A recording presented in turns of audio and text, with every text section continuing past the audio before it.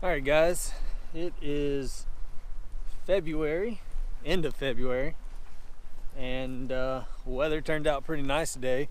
Unfortunately, everything is like closed. Even the place I'm walking at right now, closed, doesn't open until March 15th, which is kind of the case with a lot of these places.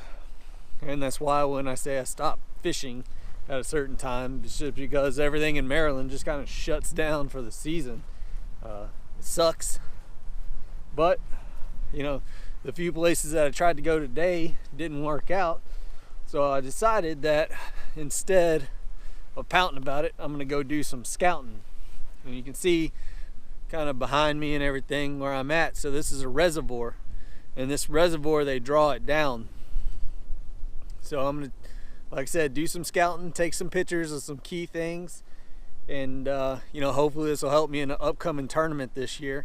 But this is also good to do if you're looking to, you know, up your spring game too, because a lot of these stumps and stuff that I'm seeing, these are going to be some of the places that the bass will pull off to when they're getting ready to spawn.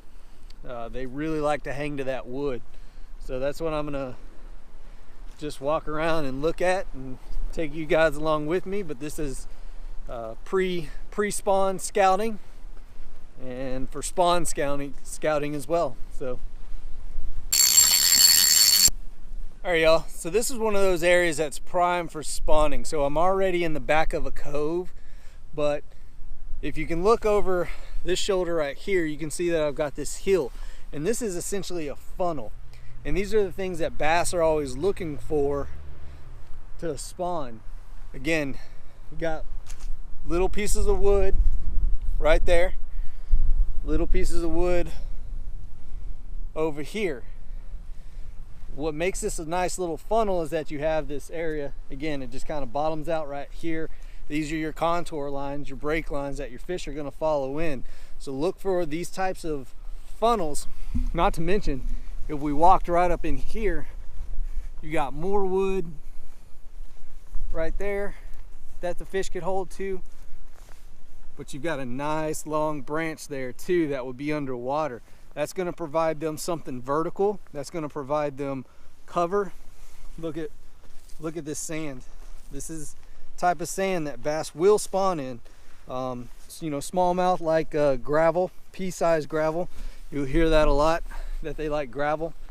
But this stuff will work just as well too. They will spawn anywhere. There are conditions that they like. They'll spawn in the same spot year to year. The same bass, you could release it and will return to that spot, especially if it's a male picked off of that spot that day. I could catch one, go take him somewhere else and drop him off, and he's going to work his way back to here to try to find that bed that he was at. And they will. That's been proven that they'll return within 30 minutes of even being caught. They'll return as soon as, you know, they're ready to get back on that bed. So again, look at this funnel area. This is kind of the area that we're scoping out right now, and just things that we're noticing. All right, y'all, so let's talk a little bit more about the progressional seasonal movement of bass in regard to spawning activity. No doubt you've heard that that bass spawn in the backs of coves, and while true, not all bass spawn in the back.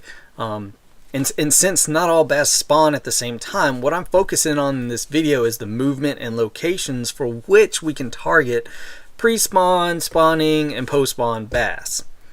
You know, for definition's sake, let me go ahead and clarify a few bits of information on main lake points, secondary points, and funnels, because everybody out there is at different levels. Right here is what I consider a funnel. You could also say this is a cove, but I tend to think that coves are larger, and you know, at the same time, they're really shaped very similarly.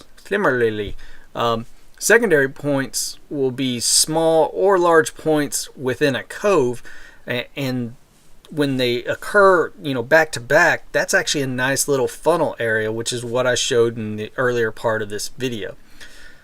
Here are a few more secondary points in this cove. Also, here are some points that I consider to be main lake points, which fish are going to relate to throughout the year, wintering spots included. Let's take a look at this exact main lake point and what my recon, my reconnaissance, was able to identify on this lake point.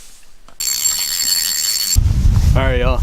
Apologize if the wind's pretty bad, but this is a good example right here. I've got a major lake point right here, be the first place that they come off of deep water during the pre-spawn and hit.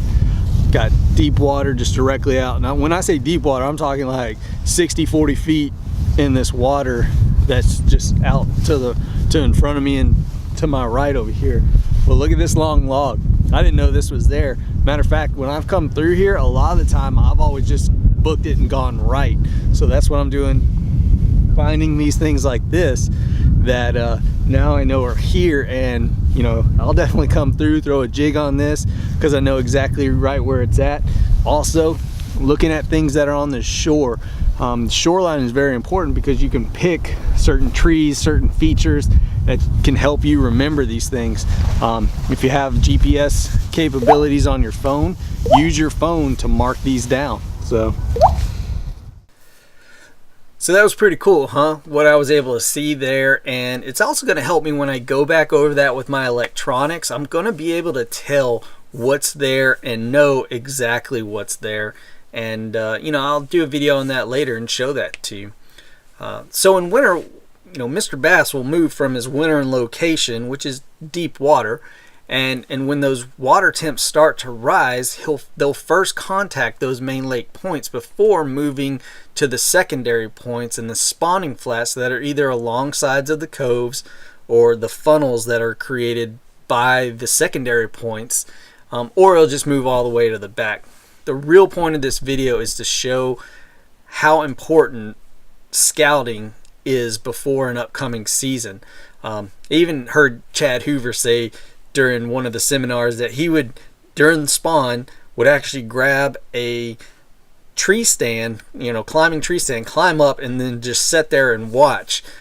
Whether or not that's true, I have no clue, but that's what he said he did. So I thought that was pretty interesting, and that got me definitely out of the cabin this year to get out there and start scouting. So guys, I hope you found this video fun and educational. As always, please like, comment, share, subscribe. Let me know down in the comments what you thought about this video. Thanks so much for watching, and y'all have a good one.